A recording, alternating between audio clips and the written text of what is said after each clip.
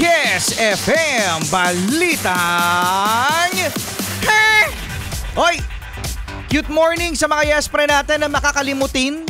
Huwag natin kakalimutan mga yes pre na mayroon pa rin tayong hinaharap na mga problema na hustisya para sa flood control. Nananahimik ngayon mga yes friend kasi wala tayong nakikita ngayon ng mga naghihiring. Ang Senado mga yes friend tumigil. Tapos ngayon mga yes friend ang Congress wala ring hearing. Dati ang dami-dami tapos ngayon wala. Bakit? Bakit? Bakit kaya? Tatakalaang. Bakit kaya walang hearing ngayon mga yes friend? At eto, meron na namang pag-asa mga yes friend na ilalabas na naman natin ang ating popcorn dahil meron na naman tayong mapapanood na live stream kapag nagawa na ang mga technical capabilities mga yes friend ng ICI. Ayan, ito yung Independent Commission for Infrastructure hearing. Kasi di ba mga yes friend, sumalang na dyan ang mag-asawang Diskaya.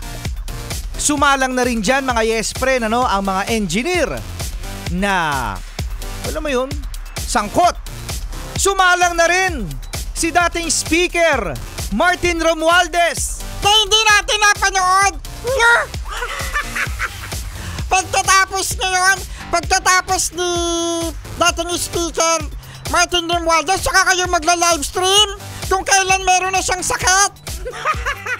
Kasi sabi ni dating speaker Congressman Martin Romualdez na hindi raw siya makaka-attend ng next hearing nitong ICI dahil siya ay magpapa-check up. Bakit kaya ganon? Sige. Lahat na lang ng mga sangkot nagkakasakit. Siguro kasi stress siguro sila. Isa rin sa mga iniiwasan daw kasi mga yes pre ng ICI hearing yung syempre yung resource person mga yes friend Marcian nagsasabi, nagbabanggit ng mga pangalan.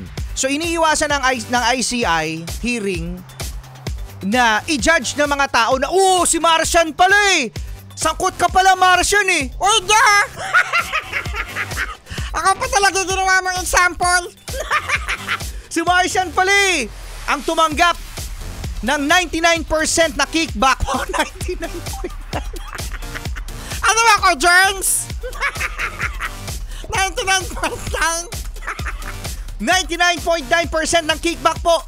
Your honor ay si Marcian. Syempre i-judge nyo na si Marcian. Ako talaga? Yun ang iniiwasan hanggat wala pang mga ebidensya. Pero syempre karapatan natin mga yes pre na malaman at hindi nila maiiwasan, huwag nilang ipagdamot ang iniisip natin ngayon na baka may script. Ito yung sinasabi natin na baka nga naman meron itong gustong itumbok na ayaw nating mangyari mga yes pre. Yung tinatago. Kasi tandaan mga yes friend na kailangan nating makita at kailangan nating malaman ang katotohanan. Tama! Correct! Kaya abangan natin baka daw next week itong ICI hearing. Pero kamusta kaya si kamustahin mo naman si dating Congressman Zaldico, Marcian? Ninong! Ninong, magpapasko na!